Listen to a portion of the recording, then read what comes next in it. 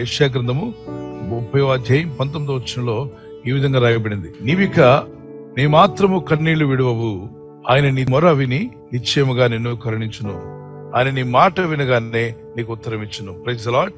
నీ కన్నీరు తుడిచే దేవుడు, మన కన్నీరు తుడుస్తాడని వాగ్దానం చేశాడు. నీవిక ఏమాత్రము కన్నీళ్లు విడువవు అన్నాడు. అది ఫస్ట్ పాయింట్ గుర్తుపెట్టుకోండి. నువ్వు ఏమాత్రము కన్నీళ్లు విడువవు, ఆయన నీ మొర విని నిశ్చయముగా నిన్ను కరుణించును. ఆయన మొర వింటున్నాడు, నిశ్చయంగా నిన్ను కరుణిస్తాడు. షూర్లీ, అబ్సల్యూట్లీ, డెఫినెట్లీ, ఖచ్చితముగా ప్రభువైన దేవుడు నిన్ను కరుణిస్తాడు. నీ మొర విన్నాడు కనుకనే ఇక నువ్వు కన్నీళ్లు కార్చవద్దు. ఇక దుఃఖం పడింది చాలు, ఇక ఏడ్చింది చాలు. ఇక నైనా క్రీస్తు నందు ఆనందించడం నేర్చుకో. లోకంలో 3 విధాలుగా ఏడుస్తారట. లోకంలోని ఏడుపులకు 3 విషయాలు కనిపిస్తాయి. ఒకటి ఐహిక విచారం. ఈ కుటుంబం ఈ యొక్క భూమి మీద ఉన్నప్పుడు అనేక మంది ఏడుపుల్లో మొదటి ఏడుపులు ఏంటంటే ఐహిక విచారం వల్ల ఏడుస్తారంట. అలా ఏడవకూడదు దేవుని పిల్లలు. ఆ ఏడుపు మనలో ఉండకూడదు. ఏంటది? ఐహిక ఏడుపు అన్నప్పుడు ఇహలోక సంబంధమైనటువంటి వాటిని నేను పొందలేకపోయానే అని ఇతరులతో కంపేర్ చేసుకుంటారు. కంపేర్ చేసుకుని వారిలాగా నేను లేనే, వీరిలాగా నాకు ఆస్తి లేదు, సంపద లేదు, వారికి ఉన్నట్టుగా ఉద్యోగం లేదు, వీరికి ఉన్నట్టుగా నాకు ఇల్లు లేదు, వారికి ఉన్నటువంటి విషయాలు నాకు లేవే అని చెప్పి కంపేర్ చేసుకుని ఏడుస్తూ ఉంటారు. అది వ్యర్థమైనటువంటిది. అది మిమ్మల్ని డిప్రెషన్ గురి చేస్తుంది.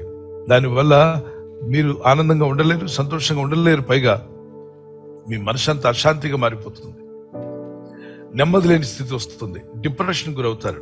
ఎందుకని? సూర్యుడు ఎప్పటికీ చంద్రుడు కాలేడు, చంద్రుడు ఎప్పటికీ సూర్యుడు కాలేడు. కానీ సూర్యుడికి విలువ ఉందా అంటే ఉంది. చంద్రుడికి విలువ లేదా? చంద్రుడికి కూడా విలువ ఉంది. ఎవరు విలువ వారే కలిగి ఉన్నారు. అలాగే సూర్యుడు తన టైంలో తాను ప్రకాశిస్తున్నాడు, చంద్రుడు తనకిచ్చిన సమయంలో తాను ప్రకాశిస్తున్నాడు. సో ఖచ్చితంగా మీకంటూ ఒక టైం ఉంది. మీ టైంలో మీరు ప్రకాశిస్తారు. మీ ప్రకాశానికి కూడా విలువ ఉంది, మీ జీవితానికి కూడా విలువ ఉంది. దేవుని సన్నిధిలో దుఃఖించి ప్రార్థిస్తే మీకు దేవుడు ఏమిస్తాడంటే ఆనంద తైలంతో నింపుతాడు. మీ హృదయం పొంగి పొర్లుతూనే ఉంటుంది. ఆనంద తైలంతో మీరు నింపబడుదురు గాక.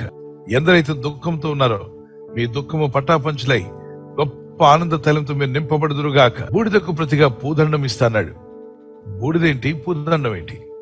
చూడండి, పూల దండ ఇస్తారు కదా, పూల దండ వేస్తూ ఉంటారు పెళ్లిళ్ళలో, లేకపోతే పెద్దవాళ్ళు ఎవరిని వచ్చినప్పుడు సన్మానిస్తున్నప్పుడు ఆ పూలతో అల్లినటువంటి దండ తీసుకొచ్చి మెడలో వేస్తారు. బూడిదైపోయింది నా జీవితం అంటున్నావా? ప్రభు సన్నిధిలో ప్రార్థన చేయి, నీ జీవితం సన్మానించబడే జీవితంగా మారిపోద్ది. అంటున్నావు నా జీవితం బూడిదైపోయింది ప్రభు అని, కానీ ప్రభు చేయి పట్టుకో. ప్రభువా, నా జీవితం నీ చేతిలో పెడుతున్నాను, నా కుటుంబాన్ని నీ చేతిలో ఉంచుతున్నానయ్యా, నీ సహాయం కావాలి, ఇదిగో నా పరిస్థితి విధంగా ఉందని మొరపెట్టి ప్రార్థించి కన్నీళ్లు గరిచినప్పుడు దేవుడు మీ జీవితాన్ని, బూడిదగా ఉన్న జీవితానికి పూదండం ఇస్తా అంట. హానర్, ఘనతను ఆయన నీకు లేనటువంటి ఘనతను దేవుడు దయచేయబోతున్నాడు. దాని తర్వాత దుఃఖమునకు ప్రతిగా ఆనంద తైలము. దుఃఖంతో ఉన్నావు కానీ ఆనంద తైలాన్ని నీకు ఇవ్వాలని ప్రవాసపడుతున్నాడు. నీ జీవితంలో దుఃఖం అంతా తీసివేయబడుతుంది. ఈ జీవిత పైన ఎన్నో సుడిగుండాలు వస్తూ ఉంటాయి, తప్పనిసరిగా నువ్వు జయిస్తావు. మరి అనేకమైన కెరటాలు ఎగిసిపడుతూ ఉంటాయి, వాటిని కూడా నువ్వు జయిస్తావు. తుఫానులు ఎదురవ్వచ్చు, వాటిని కూడా నువ్వు జయిస్తావు. కష్టాలు, బాధలు, ఇబ్బందులు ఎన్నన్నా కావచ్చు, అపవాది ఎన్ని తీసుకొచ్చినా వాటన్నిటిలో పై చెయ్యి నీదే కాబోతుంది. కారణం, పైన ఉన్న వాడి చేయి పట్టుకున్నావు కాబట్టి. ఈ వాగ్దానం అద్భుతమైనటువంటి మాట మీరు కూడా ధ్యానించండి. ఇక నుండి మీరు చేసే ప్రార్థనలకు త్వరలోనే జవాబులు రాబోతున్నాయి. నమ్మండి, ప్రార్థించండి. ఇక నువ్వు కన్నీళ్లు విడిచే అవసరం లేదు. ఇక మీరు కన్నీళ్లు కార్చాల్సిన అవసరం లేకుండా దేవుని అద్భుత ఆశ్చర్య కార్యాలు మీ జీవితంలో జరుగునుగా. ప్రార్థన చేసుకుందాం. పరిశుద్ధమైన మా తండ్రి, నీ ప్రజలు ఎవరైతే ఈ వాక్య సందేశం విని ఉన్నారో నీ ప్రజలందరినీ దర్శించండి. వేదనను, మరైనా కష్ట బాధల నుండి విడిపిస్తాను వాగ్దానం చేశావు. నీ ప్రజలు కృంగిపోయిన వారిని లేవనెత్తానన్నావు ప్రభు. సమస్యలను వారికి బలాభివృద్ధినిస్తాన్నావు. కనికరం గల మా తండ్రి, మీ దయ, మీ ప్రేమ నీ ప్రజల మీద బలంగా దిగివచ్చును గాక. ఈ లోకంలో మేము జీవిస్తున్నప్పుడు మా ఆత్మీయ యాత్రలో అనుదినము నీ కృపను, నీ దయను తలంచుకుంటూ నిన్ను స్తుతిస్తూ జీవించే కృపను మాకు దయచేయండి. మీ రెక్కల చోటున మమ్మల్ని కాచి కాపాడారు, ఇక ముందు కూడా మమ్మల్ని కాపాడబోతున్నారు. ఈ రాత్రి నెమ్మదితో పండుకొని సురక్షితంగా కాపాడబడినట్లుగా నీ అగ్ని కంచి వేసి మమ్మల్ని కాపాడండి. మీ చిత్తములో కొనసాగే కృప అందరికీ దయచేయమని యేసుక్రీస్తు ప్రశస్త నామములో మీరందరికీ చక్కని నిద్ర దయచేసి తెల్లవారు లేచి కృపను మాకిమ్మని క్రీస్తు నామములో అడిగి వేడుకుంటున్నాం మా పరలోకపు తండ్రి. ఆమేన్. ఆమేన్. ఈ వాగ్దానం విని ఊరుకోవద్దు. వాగ్దానం విన్నాక ఆమెన్ చెప్పి ఇతరులందరికీ షేర్ చేయండి, లైక్ చేయండి.